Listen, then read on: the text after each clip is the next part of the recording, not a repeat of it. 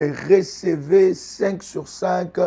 Est-ce que vous entendez les sons de ma voix? Que le nom de notre Seigneur Jésus-Christ soit béni dans le nom puissant et précieux de Jésus-Christ. Dites-moi si vous me recevez 5 sur 5 et si vous entendez le son de ma voix. L'image et les sons ne sortent pas chez moi. Est-ce que vous me recevez très bien? Est-ce que vous me recevez très bien? Dites-moi si vous me recevez très bien. 5 sur 5. Est-ce que l'image est bonne? Est-ce que le son est bon? Dites-moi si la réception est parfaite de votre côté. Gloire au Seigneur. Si vous ne recevez pas très bien, merci, n'est-ce pas, de vous déconnecter et vous reconnecter pour cette nuit d'exception. On vous voit, gloire à Dieu, tout est OK. Gloire soit rendue à notre Seigneur. Je bénis tous les révolutionnaires qui sont connectés en ce moment. Merci de partager les liens et d'inviter une personne parce que ça sera glorieux, ça sera puissant et le Saint-Esprit de Dieu va se manifester d'une manière exceptionnelle en cette nuit d'exception. La lumière est bleue et faite avec des ombres sur le visage. Alors, je ne sais pas quelle lumière bleue, mais est-ce que vous me voyez bien ou bien c'est tout bleu mon visage? Dites-moi, est-ce que c'est tout bleu mon visage ou bien vous me voyez très bien? Gloire à Dieu, dites-moi. Gloire au Seigneur. Est-ce que quelqu'un m'entend? Quelqu'un me reçoit 5 sur 5? Gloire au Seigneur. Si vous me recevez, merci de m'écrire que Dadi, ce 5 sur 5, que Dieu te bénisse. Quelqu'un écrit toujours beau notre Dadi. Maman, que Dieu soit loué. Amen. Merci. Que Dieu vous bénisse. Ça me touche beaucoup. Et que le Seigneur vous bénisse. Alléluia. Que Dieu soit loué. Maintenant, c'est mieux. Gloire au Seigneur. Alléluia. Alors nous allons prier Dieu. Nous allons avancer dans la présence du Seigneur. Le blé est parti. Oh là là là là, c'est exceptionnel. Nous allons prier le Seigneur. Gloire à Dieu. Tu peux répéter après moi avec détermination et puissance. Père éternel, dans le nom de Jésus-Christ, je crois dans mon cœur et je confesse de ma bouche que le Seigneur Jésus-Christ est mort à la croix de Golgotha. Après 3 jours, il est ressuscité d'entre les morts et assis à la droite du Père. Par cet acte divin, moi qui crois au Seigneur Jésus-Christ, je suis sauvé, je suis devenu un enfant de Dieu, héritier de Dieu et co-héritier avec Christ. Jésus-Christ m'a sauvé de la puissance du péché. Il m'a délivré de toute forme de malédiction. Toute forme de malédiction dans ma vie, je transforme en bénédiction au nom puissant et précieux de Jésus-Christ. En Jésus-Christ, j'ai le pouvoir sur Satan le diable. Satan le diable viendra vers moi par un seul chemin, mais il fuira par ce chemin. Satan le diable me fera la guerre, mais il ne me vaincra jamais. Au nom puissant et précieux de Jésus-Christ. En Jésus-Christ, je suis toujours la tête et non la queue. Je suis toujours en haut et non en bas. Je suis toujours le premier et non le dernier. La grâce de Dieu me distingue parmi plusieurs dans ma génération. Au nom puissant et précieux de Jésus-Christ, tu peux dire avec moi Amen. Amen, amen. Gloire soit rendue à Dieu et nous bénissons le Seigneur. Quelqu'un commence à faire monter des faillas devant le trône de Dieu. Notre Dieu est merveilleux. Et croyez-moi, cher ami, que le Seigneur Dieu va se manifester d'une manière exceptionnelle. Est-ce que vous me recevez? Quelqu'un commence à faire monter de faillas devant le trône de notre Seigneur. Bien-aimés, ça sera 3 nuits d'exception que nous aurons ensemble avec vous dans la présence de notre Seigneur. Au travers de ces nuits, vous allez prendre une autre dimension dans la compréhension n'est-ce pas, de Dieu et de la chose de Dieu, vous allez monter dans une autre dimension avec le Seigneur. Je voudrais vous prendre ce premier texte. Je veux, alors que nous sommes en train de partager ce moment, que le Saint-Esprit de Dieu puisse t'instruire, afin que tu puisses recevoir la part et la portion que Dieu a préparée pour toi et pour ta destinée. La Bible dit, vous connaîtrez la vérité et la vérité vous rendra libre. Est-ce que quelqu'un entend le son de ma voix? Je vais vous prendre le premier texte que nous allons lire ensemble avec vous. Nous sommes dans Apocalypse, merci Jésus, le chapitre 1, et nous lisons le verset 6. Apocalypse, le chapitre 1, et nous lisons ensemble avec vous les versets 6. La Bible dit quelque chose de puissant. Est-ce que vous y êtes? La Bible dit, à qui et qui a fait de nous un royaume de sacrificateurs. Il a fait de nous un royaume de sacrificateurs pour Dieu, son Père. À lui soit la gloire et la puissance au siècle de siècles. Il a fait de nous, il nous a sauvés pour faire de nous nom de chrétiens. Voyez-vous, bien-aimés, l'expression chrétien dans le Nouveau Testament est écrit une ou deux fois, pas plus de 3 fois, je veux dire, pas plus de 5 fois, où dans la Bible, il y a l'expression chrétien. Alléluia. Alors, l'expression chrétien, ou bien on va dire l'étiquette chrétien était donnée à l'époque, n'est-ce pas? Les Romains donnaient ça aux personnes qui étaient comme Jésus. Ils se moquaient. C'était une étiquette de moquerie. Je voudrais que nous soyons ensemble. Vous êtes connectés, commencez à liker, nous avançons. Vous savez, ce genre de live, c'est le moment où les serviteurs de l'ennemi se lèvent pour signaler. Mais alors, montrons que nous sommes plus puissants et plus forts dans le nom de Jésus-Christ. Alors, vous êtes connectés, commencez à liker la vidéo pour, n'est-ce pas, montrer de l'intérêt. Que Dieu bénisse ceux-là qui like ce puissant moment. Alors, je disais que l'expression chrétien, n'est-ce pas? Cette expression-là, c'était pour se moquer, n'est-ce pas, des personnes qui vivaient comme Christ. Alléluia. Et vous allez voir que dans l'histoire de la Bible, nulle part dans la Bible, le Seigneur a dit que nous sommes des chrétiens.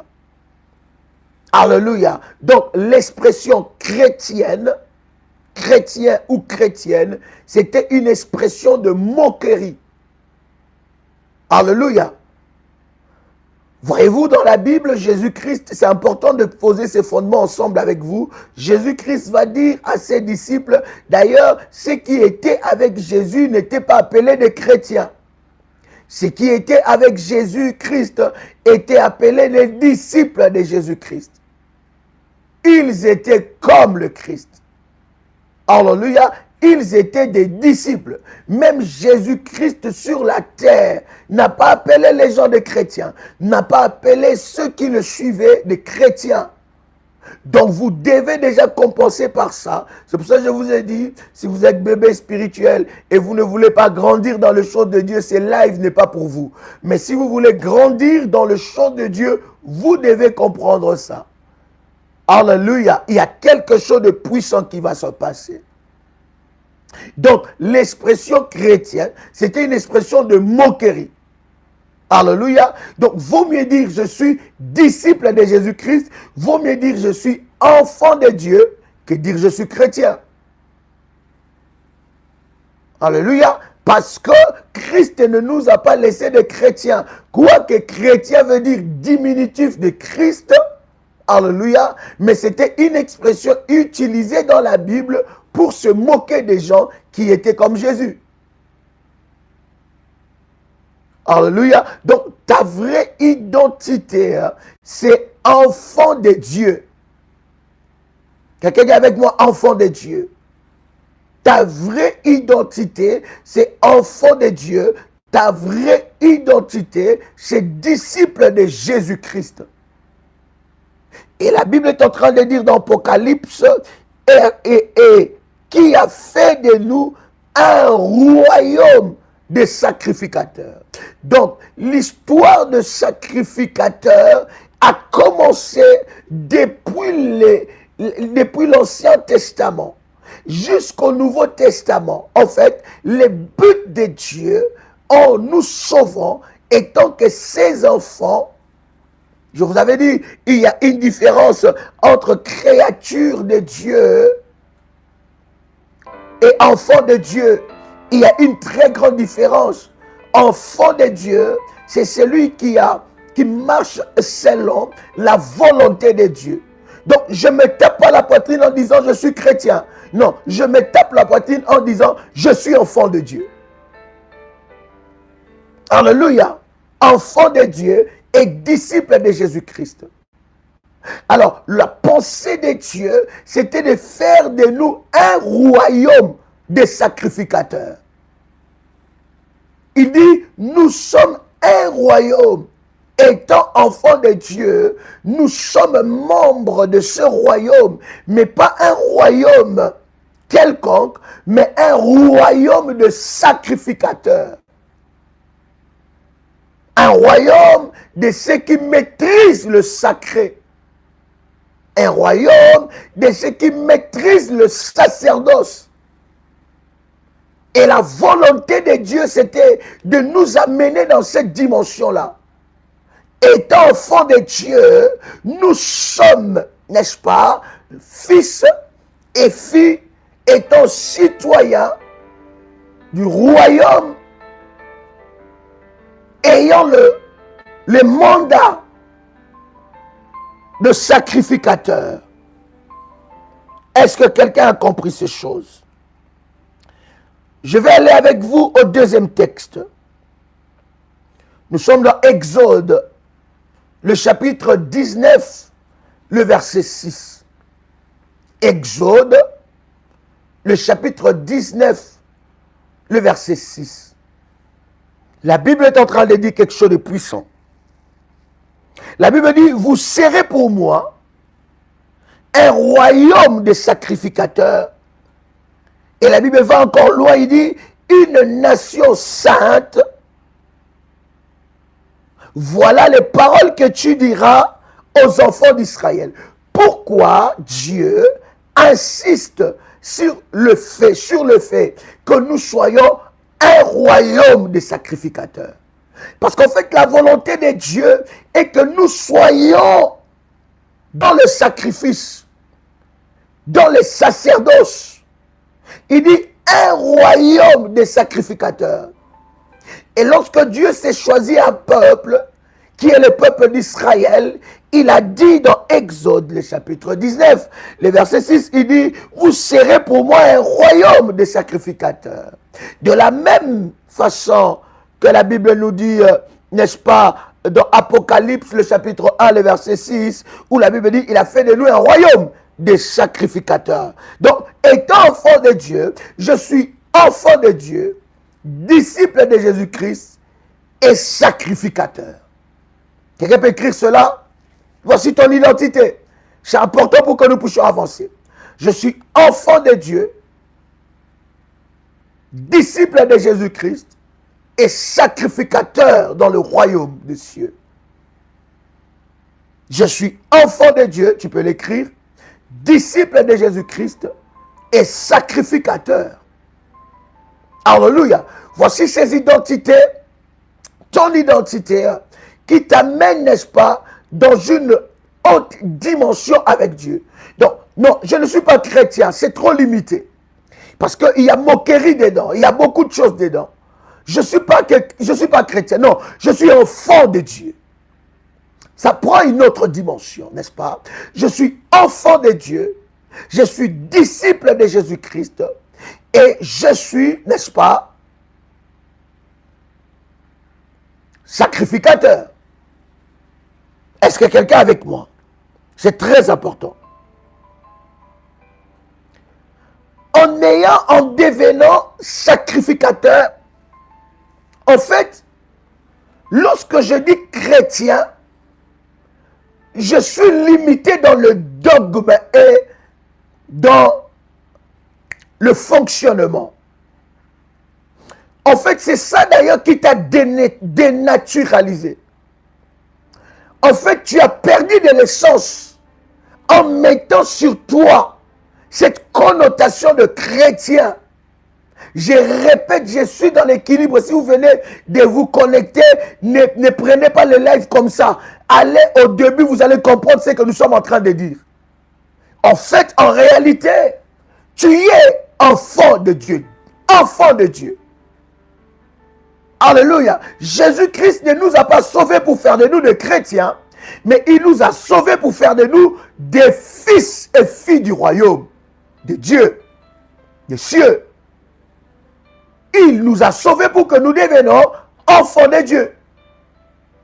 À tous ceux qui l'ont reçu, à ceux qui croient en son nom, la Bible dit, il leur a donné le pouvoir de devenir enfants de Dieu.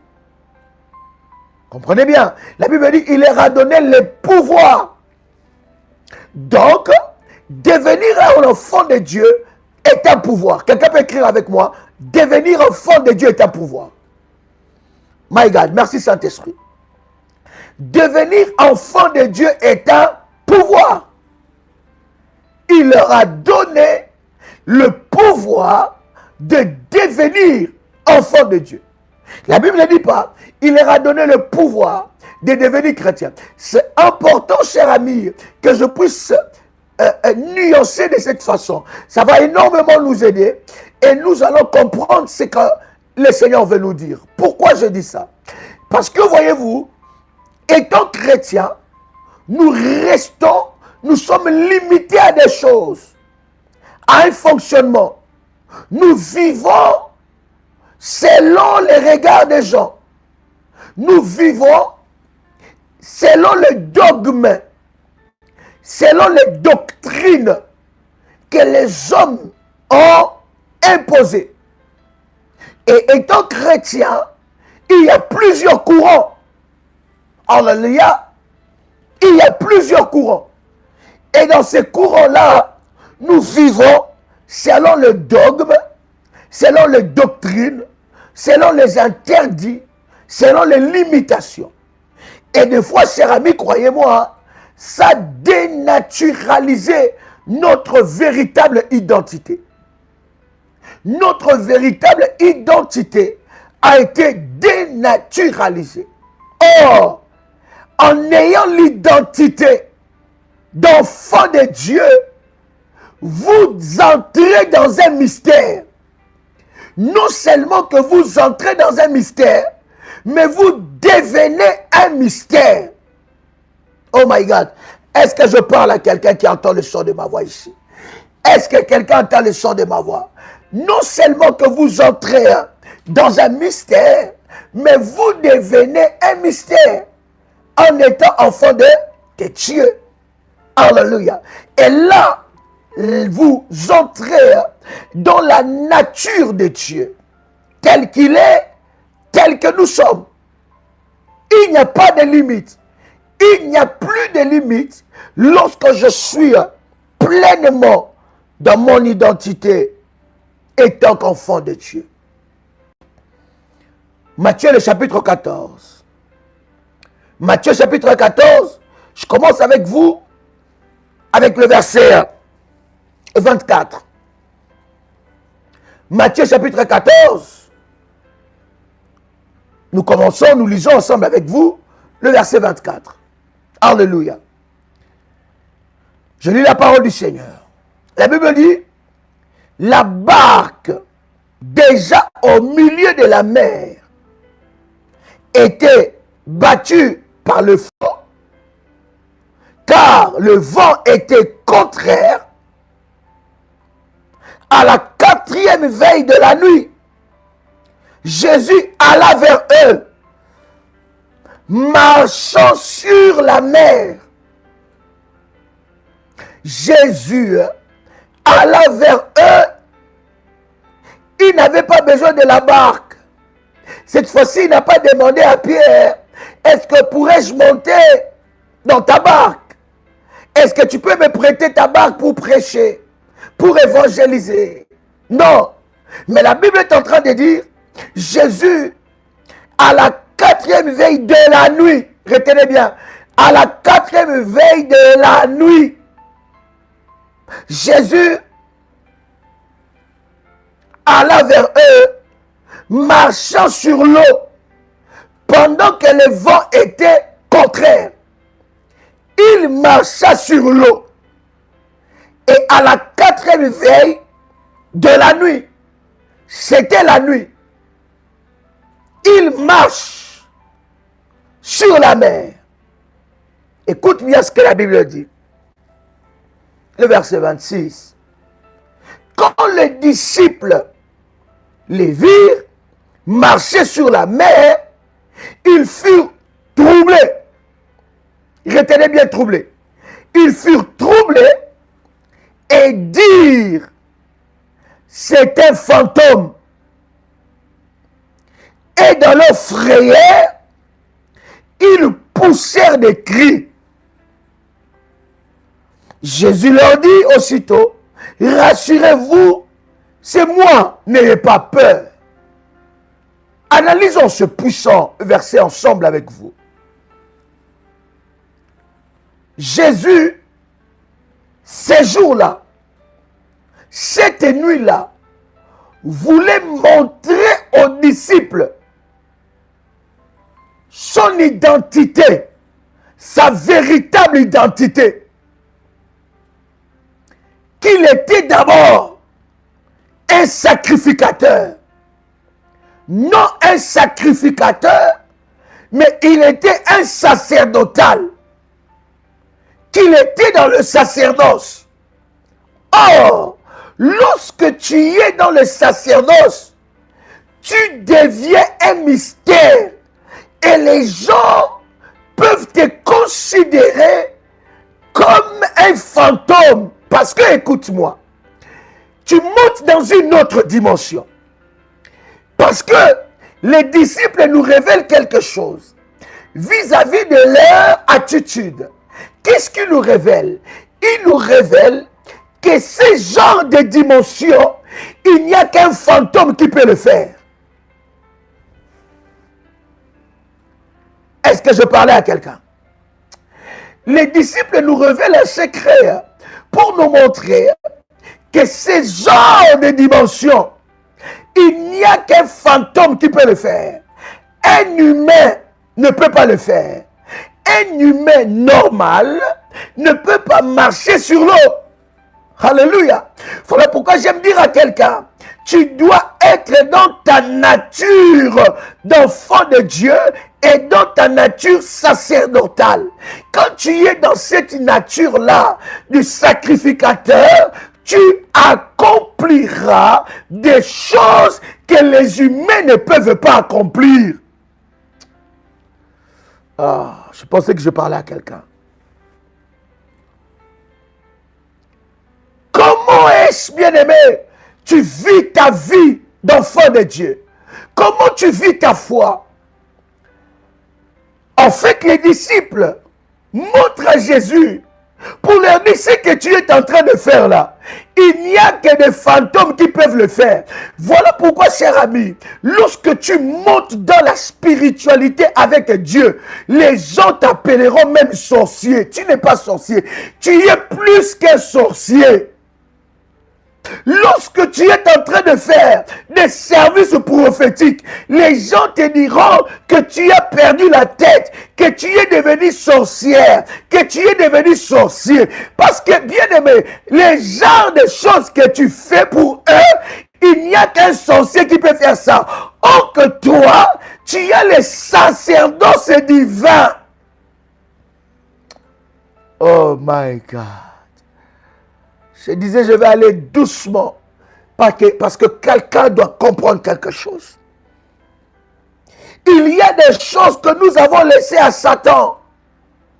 Il y a des choses que nous avons laissées aux sorciers. Il y a des choses que nous avons laissées aux serviteurs de l'ennemi. Nous croyons que c'est eux qui ont le monopole. Non, bien-aimés dans le Seigneur, dans la dimension du sacerdoce royal, le sacerdoce divin, le sacerdoce de Dieu, tu y es plus qu'un sorcier. Donc tu ne peux pas avoir peur d'un petit sorcier. Tu y es plus que les marabouts de ton village. Tu y es plus fort que les Ndanga, que les chefs coutumiers. Bien-aimé, tu y es plus fort.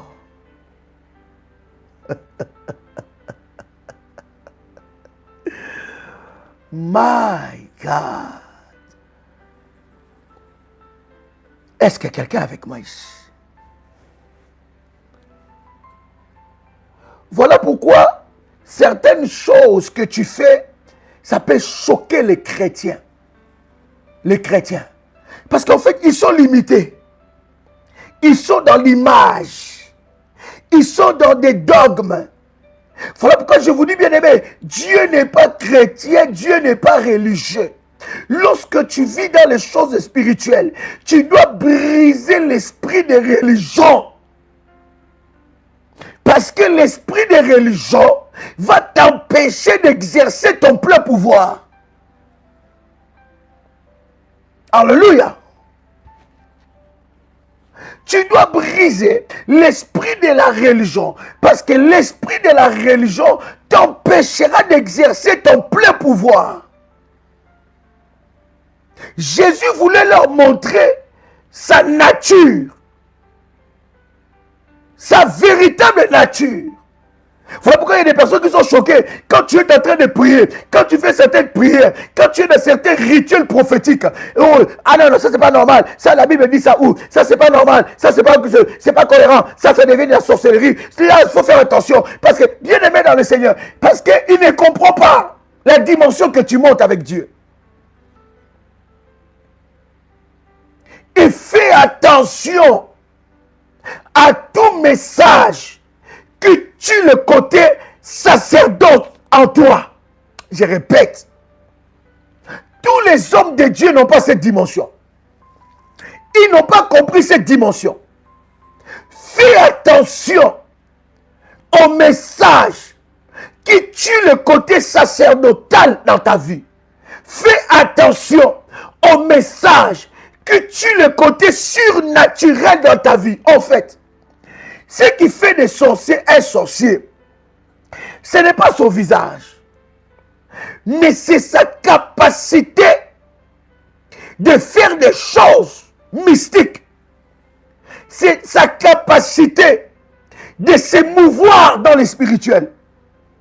Or, le terrain que les sorciers est en train de se mouvoir dans le spirituel, c'est le terrain de notre Dieu. Donc, quand toi tu montes dans la dimension spirituelle, tu peux écraser les sorciers. Tu peux les bloquer. Ah, je suis en train d'aller vite en besogne. Tu dois d'abord connaître qui tu es. Tout commence par là. Tout commence par là. Tu dois connaître ton identité. Si tu ne connais pas ton identité, tu auras peur des sorciers. Si tu ne connais pas ton identité, tu auras peur des serviteurs de Satan. Tu auras peur des occultistes. Tu auras peur de tous ceux-là qui servent Satan. Parce que tu ne connais pas qui tu es. Oh my God, est-ce que je parle à quelqu'un? Parce que tu ne connais pas ton identité. Et lorsque tu ignores ton identité, bien-aimé, tu ne pourras pas te mouvoir dans les sphères spirituelles. Tu ne pourras pas posséder ce qui est à toi. Tu ne pourras pas arracher ce qui est à toi. Pourquoi? Parce que tu es petit esprit. Tu ne peux pas être dans la spiritualité avec Dieu si tu es petit esprit. Ici, nous sommes là pour t'amener dans une autre dimension avec Dieu. Alléluia. Jésus leur démontre. En fait, ils connaissaient les Jésus des paraboles. Ils connaissaient les Jésus des prêchés. Ils connaissaient Jésus des serments. Ils connaissaient Jésus, fils de charpentier. Ils connaissaient Jésus, fils de Marie. Ils connaissaient Jésus, le frère de ses frères, le cousin de ses cousins, le neveu de ses oncles, mais ils ne connaissaient pas l'identité cachée de Jésus, du surnaturel, du sacerdotal. Ils ne connaissaient pas que Jésus-Christ avait une autre... Bien aimé, oh my God, commence à liker, commence à liker. Écoutez, lorsque les gens commencent à te maîtriser, bien aimé dans le Seigneur, ta vie est finie. Vous comprenez ça? Lorsque les gens commencent à te maîtriser, ta vie est finie. C'est une bataille spirituelle. Il ne faut pas que les gens te maîtrisent. Il faut être toujours imprévisible. Parce qu'en fait, quelqu'un qui est dans la dimension spirituelle, qui est dans la profondeur spirituelle, cette personne est imprévisible. Il devient comme le vent. Il devient comme le vent. Voilà pourquoi, bien aimé, on viendra te chercher par les sorciers pour te faire du mal. Lorsqu'ils arrivent dans ta chambre, ils ne te voient plus. On t'a mis un piège sur la route et que quand tu marcheras, tu tomberas sur ce piège-là. Un ange te porte dans les bras et tu dépasses. Tu passes au-dessus de ce piège.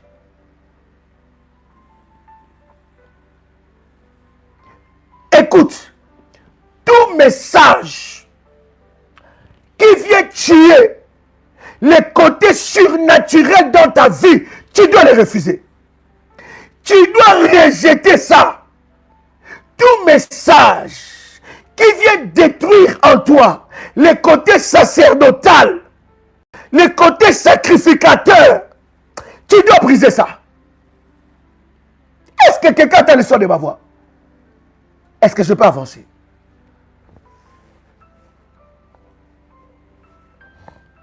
Est-ce que quelqu'un me comprend bien? Hein? Est-ce que quelqu'un me saisit? Est-ce que je peux avancer? Écoute, la Bible dit quoi? La Bible dit, pendant qu'il y avait les vents contraires, je répète le verset 24, Matthieu chapitre 14, verset 24. La barque, déjà au milieu de la mer, était battue par le flot, car le vent était contraire. Il y avait une opposition. Écoutez-moi très bien. Chaque combat dans ta vie et chaque opposition dans ta vie doit exciter ton côté sacerdotal. Oh. Ça doit titiller le côté sacerdotal. Chaque combat dans ta vie, chaque combat, chaque vent contraire dans ta vie, ça ne doit pas réveiller en toi la peur, ça ne doit pas réveiller en toi l'abandon, mais ça doit réveiller le côté sacerdotal, ça doit réveiller la sainte colère en toi, ça doit réveiller ton côté sacrificateur, ça doit réveiller ton côté surnaturel. Est-ce que je parle à quelqu'un?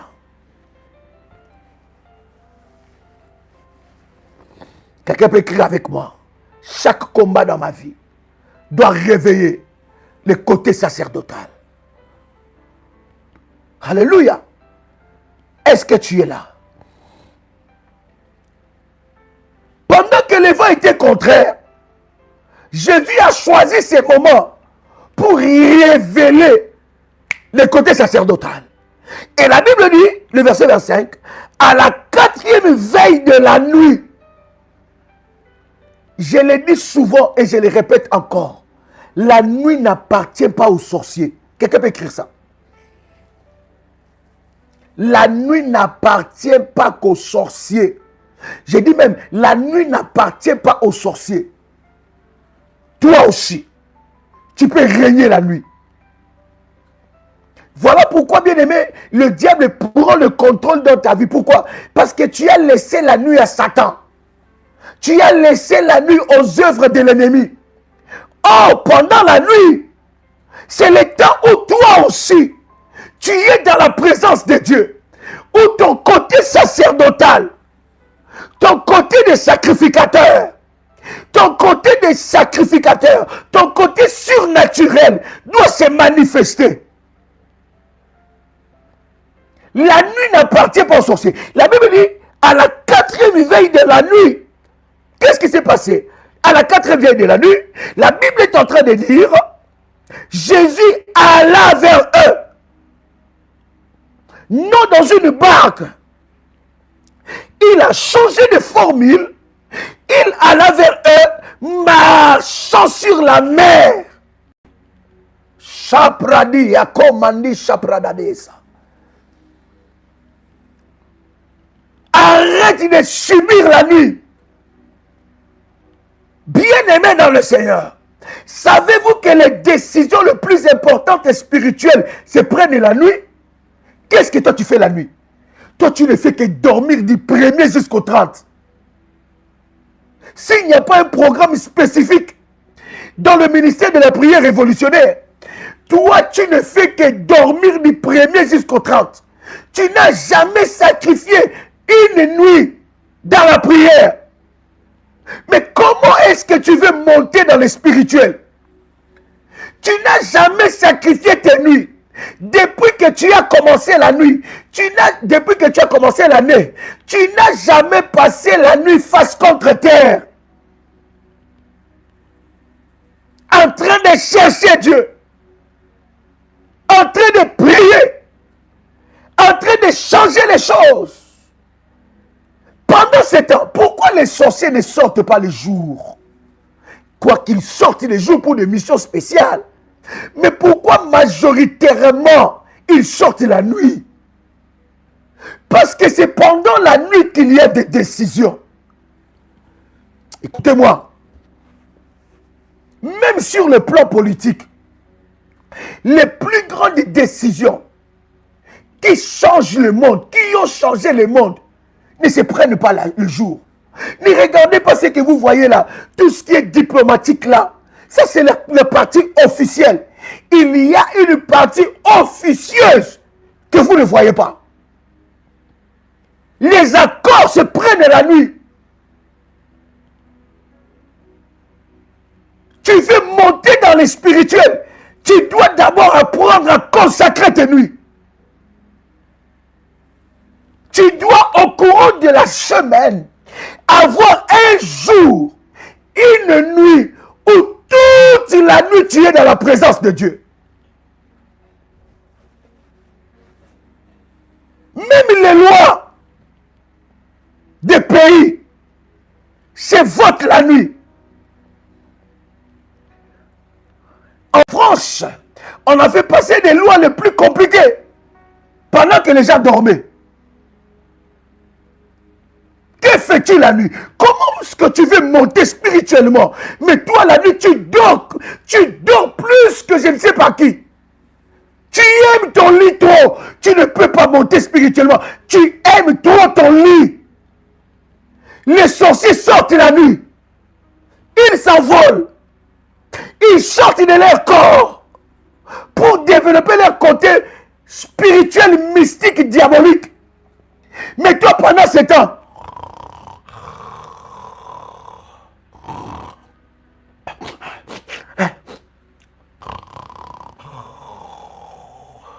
si on te réveille, c'est tout un problème.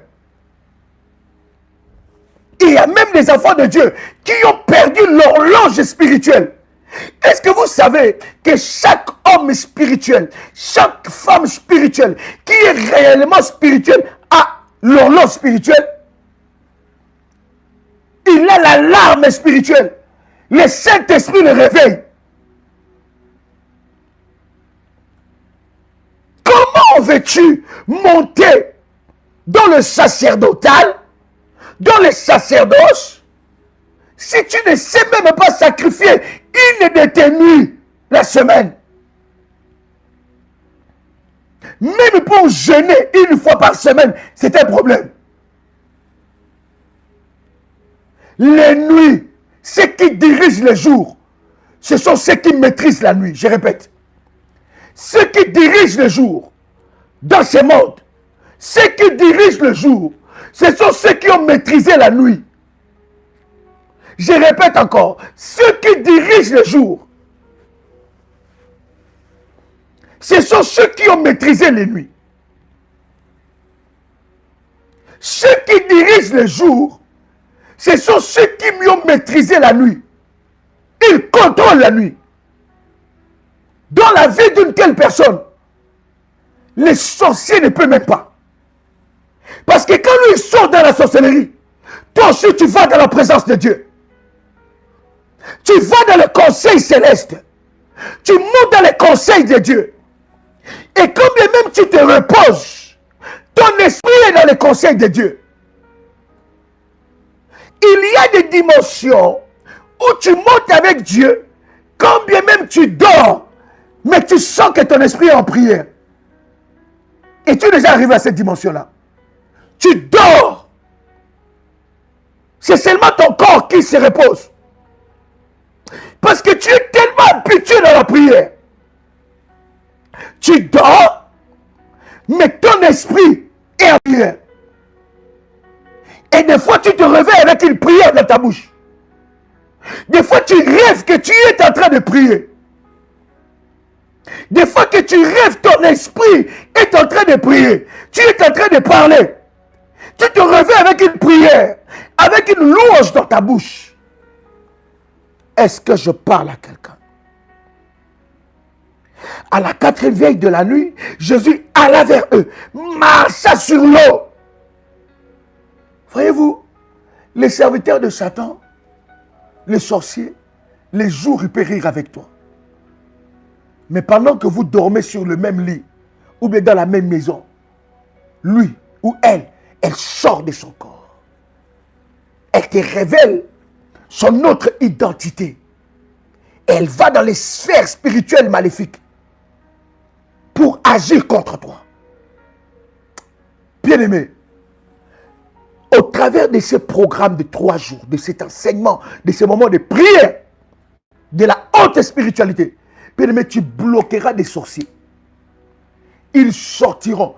Et Dieu te montrera dans ton esprit que quelqu'un est sorti. Et tu ordonneras qu'il ne revient plus de son corps. Qu'il ne rentre plus dans son corps. Parce que tu es monté dans une autre dimension de la spiritualité. En fait, Jésus voulait leur montrer, hein, vous ne me connaissez pas suffisamment. Même les membres de ta famille n'étaient... Vous savez pourquoi les sorciers de ta famille n'ont pas peur de toi? Parce que tu ne pèses pas. Dans les sphères spirituelles, tu ne pèses pas. Alléluia. Dans les sphères spirituelles, tu ne pèses pas. Est-ce que quelqu'un est avec moi ici? Alléluia. Le verset 26, la Bible dit, quand les disciples le virent marcher sur la mer, ils furent troublés et dirent, c'est un fantôme. Et dans leur frayeur, ils poussèrent des cris. Ils se disent quoi? C'est un fantôme. Bien-aimé, si les gens n'ont jamais encore traité ta prière, la prière des sorciers, la prière bizarre, la prière compliquée, la prière là, c'est pas normal. Bien-aimé, si les gens n'ont jamais traité ta spiritualité avec Dieu, bizarre, c'est que tu n'es pas encore arrivé. Et si toi-même tu te dis, bah, non, là ça devient encore une autre dimension, c'est que tu n'es pas encore arrivé. Parce que c'est ce que j'étais en train d'introduire, bien aimé. Si tu viens de nous rejoindre, s'il te plaît, je t'en supplie, après ces lives, recommence ces lives jusqu'au début. Tu comprendras ce que nous sommes en train de dire. Alléluia. Non, bien aimé. Dieu n'est pas chrétien. Dieu ne nous amène pas à aller à l'église, une bonne louange, une bonne prédication, on dit amen, et des motivations, soyez motivés. Non, non, non, non. Tu dois entrer dans le sphère. Et cette dimension-là, seulement celui qui est dans cette dimension qui peut t'amener.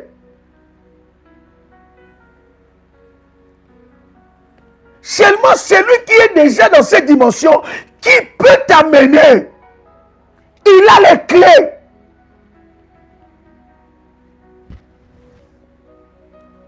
Voilà pourquoi j'ai dit, les lions ne mangent pas ensemble avec des poules.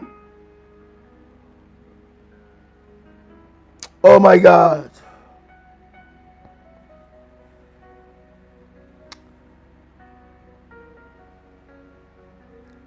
Les sacerdoces, c'est quoi? Les sacerdoces fonctionnent de ceux qui ont le privilège du sacré. En fait, lorsque la Bible dit, il a fait de toi, il a fait de nous un royaume de sacrificateurs, ça veut dire qu'il nous a privilégiés dans le sacré. Il nous a ouvert les yeux dans le sacré. Parce que vous savez, il y a aussi le sacerdoce maléfique. Le sacerdoce démoniaque, sorcellerique. C'est aussi un sacerdoce maléfique. Mais le véritable sacerdoce, c'est le sacerdoce divin de Dieu. Et dans les sacerdoces de Dieu, lorsque tu entres dans cette identité de Dieu, tu contrôles et les sacerdoces maléfiques et les sacerdoces divins. En fait, tu contrôles la lumière et tu contrôles les ténèbres. Ça, c'est fort pour quelqu'un. On va avancer. Tu vas comprendre.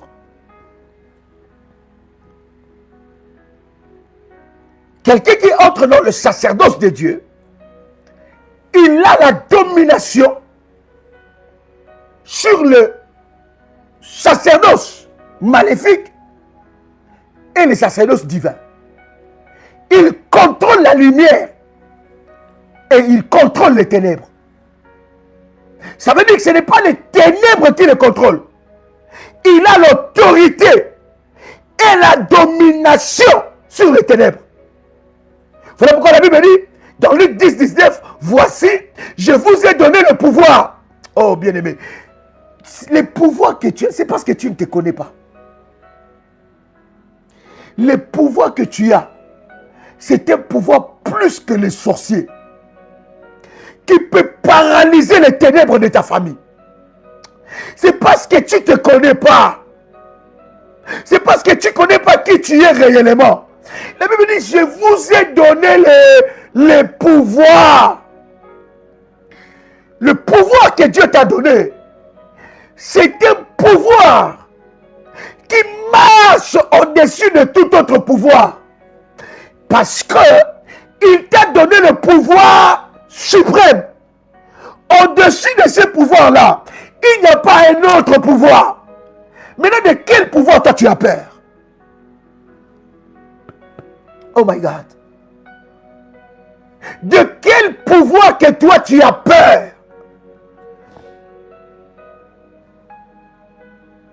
Ce genre de moment doit te révolutionner, changer, briser l'ignorance et l'esprit de la religion en toi. La Bible dit, hein, voici, je vous ai donné le pouvoir. Le pouvoir qu'il nous a donné, hein, c'est un pouvoir au-dessus de tout autre pouvoir. Au-dessus des pouvoirs occultes, au-dessus des pouvoirs des sorciers, au-dessus des pouvoirs des marabouts, au-dessus des pouvoirs des occultistes. Premier niveau, 30e, 100e, 1000e, je ne sais pas combien de niveaux. Le pouvoir que Christ t'a donné est au-dessus de ça. De quel pouvoir tu as peur? Il dit, je vous ai donné le pouvoir de marcher sur les serpents, sur le scorpion. Et la Bible continue à dire, dans Luc 10, 19, sur toute la puissance de l'ennemi. Et la Bible continue, et rien ne pourra vous nuire. Est-ce que vous comprenez quel pouvoir vous avez? Donc, vous avez le pouvoir sur les sacerdoces maléfiques. Les sacerdoces maléfiques est sous vos pieds. Vous pouvez influencer. Non seulement vous pouvez influencer, mais vous pouvez ordonner, donner des ordres. My God. En fait, les sacerdoces réveillent les côtés divins et mystérieux de ta vie.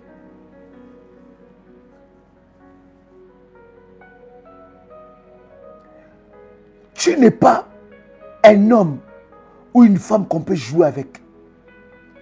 C'est parce que tu n'as pas encore développé ton côté surnaturel. C'est pour cela que les situations de la vie jouent avec toi comme ça. Le jour que tu entres, voilà pourquoi je suis en train de te dire, hein, il n'y a que celui qui... Il y a des enseignements qui vont... En fait, Dieu n'est pas dans la passivité. Arrêtez avec ça. Une bonne prêche qui te fait dire des amens. Non. Ça ne suffit pas. Dieu est dans l'agressivité contre les œuvres de l'ennemi Satan.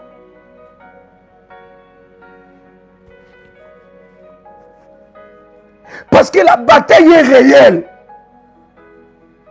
Fais attention au message qui empêche ton côté sacerdotal et surnaturel de se manifester. J'insiste. Le sacerdoce vient d'hébreu qui veut dire Keuna. Keuna, en hébreu, qui veut dire l'office d'interprète et d'intermédiaire. On entre maintenant dans les choses. L'office d'interprète et de l'intermédiaire. Dans le sacerdoce, il y a l'interprète, je vais vous expliquer, et l'intermédiaire. Les sacerdoces, c'est la culture même de Dieu et du ciel. Les sacerdoces ne peuvent jamais agir dans ta vie si tu es religieux, si tu as un esprit religieux. Voyez-vous bien aimé, dans les religions avec lesquelles nous avons grandi, ces religions nous ont formatés à ne pas croire au surnaturel. Ces religions nous ont formatés et des fois ces religions ont tué le côté sacerdotal en nous. Ont tué le côté surnaturel en nous. Or, étant enfant de Dieu, tu es surnaturel. Tu as Dieu en toi. Et le Saint-Esprit habite en toi. Ça veut dire, tu ne peux pas être un homme et une femme normale. Tu es surnaturel et sacerdotal. Le sacerdoce, c'est la culture même de Dieu. Le sacerdoce, c'est la culture importée du ciel. Le sacerdoce, c'est faire selon les modèles que tu as reçus.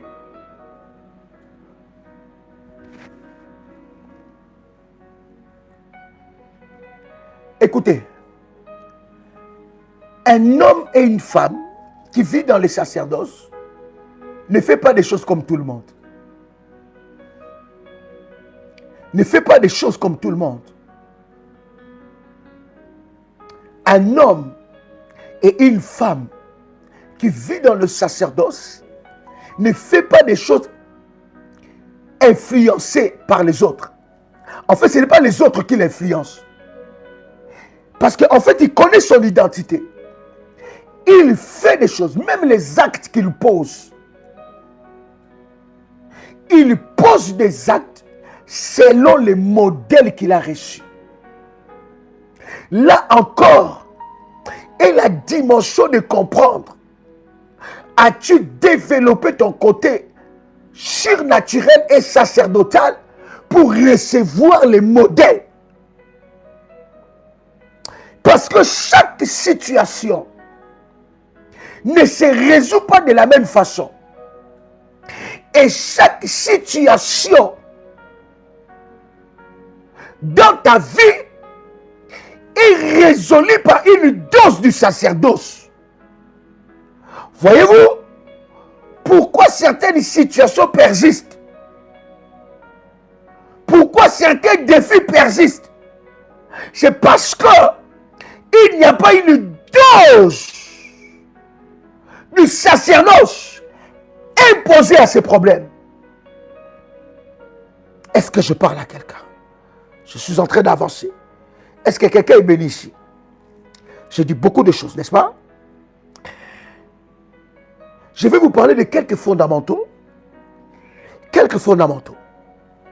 du sacerdoce. Je vais en somme avec vous poser ces fondements. Alléluia. Alléluia. Selon le modèle que tu as reçu. Vous allez voir que Noé, pour sauver les peuples, Dieu lui a donné un modèle.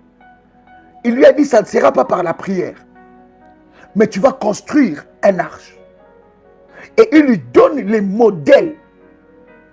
Chaque homme sacerdotal, chaque homme sacrificateur a un modèle qu'il a reçu de Dieu. Il a un modèle qu'il a reçu de Dieu. Et pendant que Noé était en train de faire l'arche, les gens se moquaient de lui.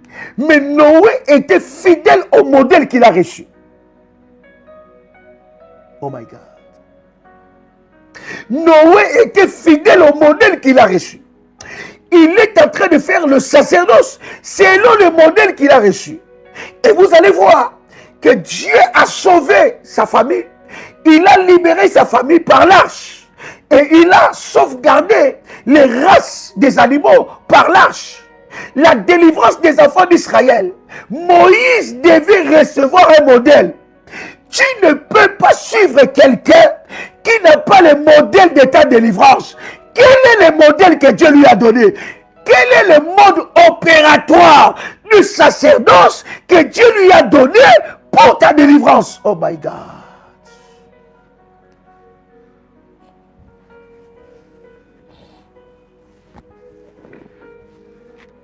Mon père spirituel me disait souvent, Joël, si tu veux devenir tout le monde ou perdre l'essence de qui tu es, écoute tout le monde.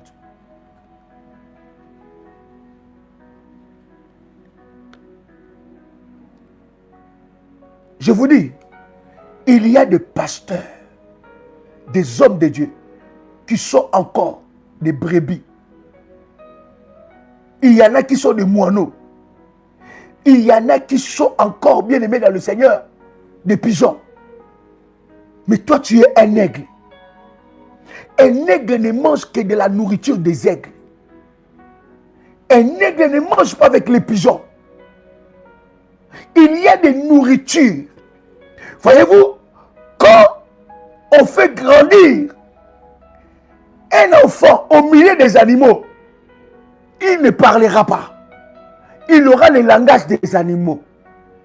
Il y a des nourritures, lorsque tu manges ça, ça détruit ton côté surnaturel. Toi, tu es sacerdotal. Je m'adresse aux fils et aux filles de l'Alliance dans ce ministère. Fils et filles d'Alliance, d'Ésaïe 45, verset 2. Toi, tu es sacerdotal.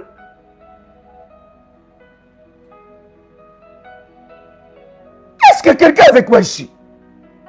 selon les modèles que tu as reçus. Voyez-vous, Moïse a reçu un modèle de la délivrance. Et dans le modèle que Dieu lui donne un symbole. Il lui donne un signe. Il dit, ce bâton que tu as dans tes mains sera le signe qui fera que tu puisses conduire les enfants d'Israël. Un bâton. Et les enfants d'Israël devaient suivre celui qui a un bâton. Parce que celui qui a un bâton, non seulement qu'il va être le berger qui va te diriger, mais ces bâtons-là peuvent aussi frapper la mer rouge devant toi. Quel genre de personne tu suis? Qui tu écoutes? À qui tu donnes tes oreilles? Est-ce qu'il a un bâton qui peut frapper la mer rouge? Est-ce qu'il a un bâton? Ou elle a un bâton? Faites attention. Les gens peuvent être ensemble avec vous. Entre frères et sœurs, vous priez. Mais faites attention. Les bâtons. Quelqu'un dit avec quoi les bâtons? Oh my God, il y a quelque chose de puissant.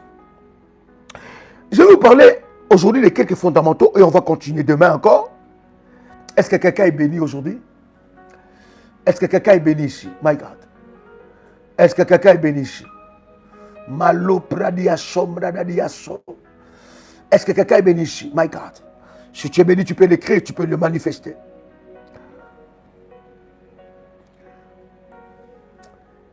Quelques fondamentaux que vous devez savoir dans le sacerdoce pour monter dans la dimension du sacerdoce. Premier fondamental, ou première base et fondement du sacerdoce. Dans les sacerdoces, il y a le respect du sacré. Tu ne peux pas monter dans le sacerdoce, dans le côté prophétique et spirituel, ton côté sacerdotal, si tu ne connais pas le respect du sacré. Et si tu ne sais pas qu'est-ce qui est sacré et qu'est-ce qui n'est pas sacré. Qu'est-ce qu'on peut toucher, qu'est-ce qu'on ne peut pas toucher. Moïse avait les bâtons. Moïse avait les bâtons. Et dans les bâtons que Moïse avait, la Bible dit Myriam et Aaron se dirent. Mais est-ce seulement par la bouche de Moïse que Dieu parle? Mais Dieu parle aussi par nous. Ils ont fait quoi? Ils ont murmuré contre celui qui avait les bâtons. Les bâtons que Moïse avait spirituellement, ces bâtons-là les a frappés. Qu'est-ce que Dieu a dit? Dieu les a convoqués. Dieu les a dit. Je parle à Moïse. Vous, je vous parle en énigme. Bien aimé. Il y a des personnes, Dieu le parle en énigme. Je vois comme si tu es jaune, bleu, vert. Je vois. Non. Il y a la dimension où Dieu te parle nettement, distinctement. C'est-à-dire, il n'y a pas d'énigme. Il dit, je ne parle pas à Moïse en énigme. Lui, je lui parle face à face. Vous, je vous montre des images. Mais celui qui a les bâtons, je lui parle face à face. Mais vous osez les toucher au sacré. Dieu les a frappés. Et la marche des enfants d'Israël a été retardée à cause de ça. C'est lui qui fait grandir dans les... Vous allez voir, les serviteurs de Satan ne jouent pas avec les sacrés. Quoi que ce soit maléfique, ils ne jouent pas avec ça. La Sainte Seine est sacrée. Est-ce que vous savez que la Sainte Seine, c'est plus que la nourriture des sorciers? Regarde comment tu prends la Sainte Seine à la légère. Et quand bien même qu'on dit, prenons la Sainte Seine, toi tu ne prends pas. Ça ne te regarde pas. Les autels sont sacrés. Les dîmes, les services sont sacrés. Il y a le sacré. Dieu est sacré. Le jeûne, ils sont sacrés. Les temps de jeûne, ils sont sacrés. celui qui veut grandir dans le sacerdoce et dans le spirituel et développer son côté surnaturel, c'est quelqu'un qui connaît les sacrés et qui respecte les sacrés. Il honore le sacré. Est-ce que quelqu'un est avec moi ici? Je vais m'arrêter au deuxième point, parce qu'il y a beaucoup de points. Le deuxième point, c'est que dans le sacerdoce, il y a les supports. Tu dois connaître les supports. C'est d'ailleurs ce point-là que je vais développer ensemble avec vous. Bien-aimés, la puissance, la Bible dit quoi? Prenez toutes les armes de Dieu afin de faire quoi? De combattre contre l'ennemi, ça, Satan. Je paraphrase. Dans le sacerdoce de Dieu, nous utilisons des armes conventionnelles et non conventionnelles. Nous devons, tu dois maîtriser. Quelqu'un avec moi ici?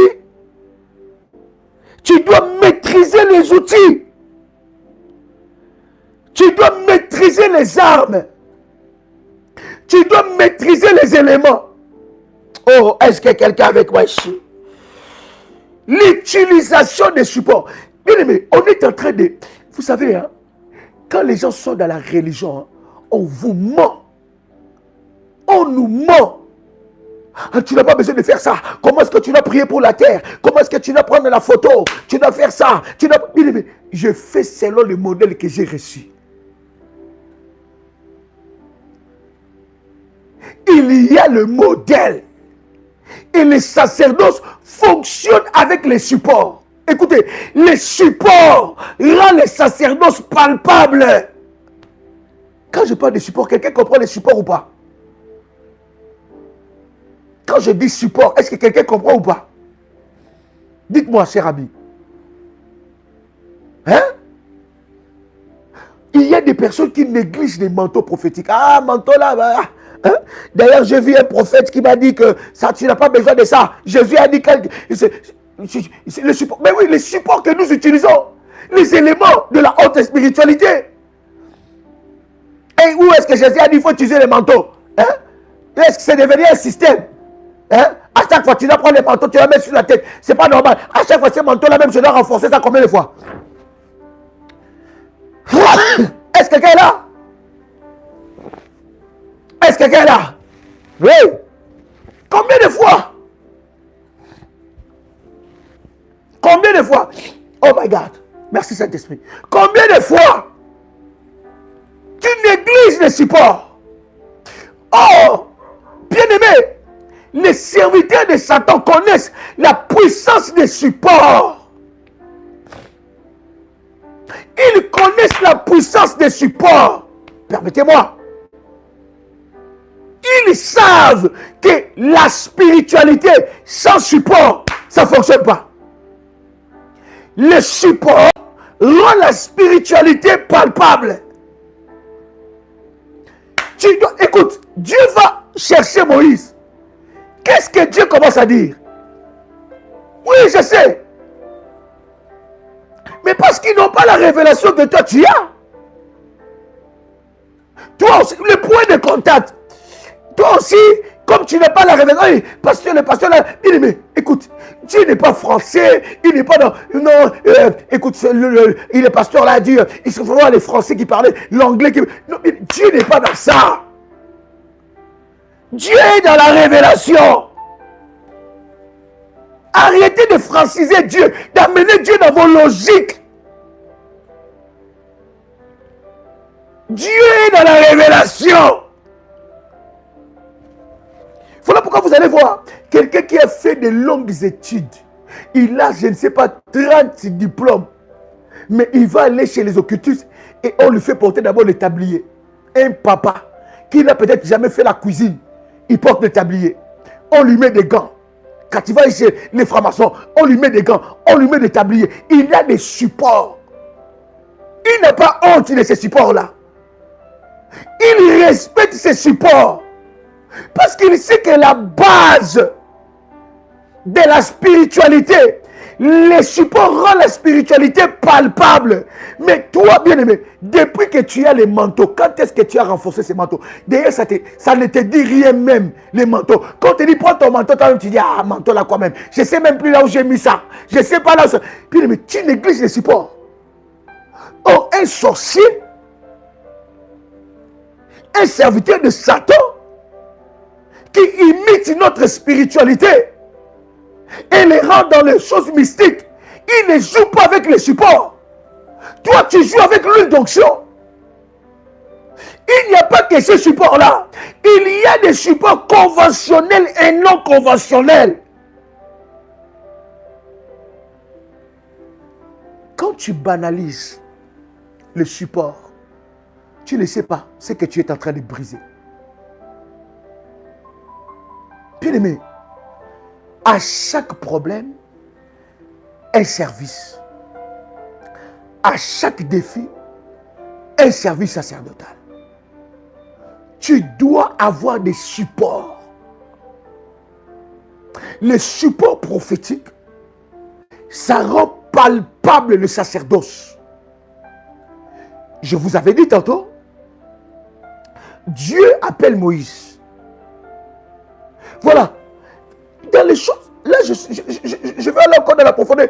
Dans les choses spirituelles, on ne doit pas, bien aimé, dans les choses spirituelles, on ne réfléchit pas selon nous.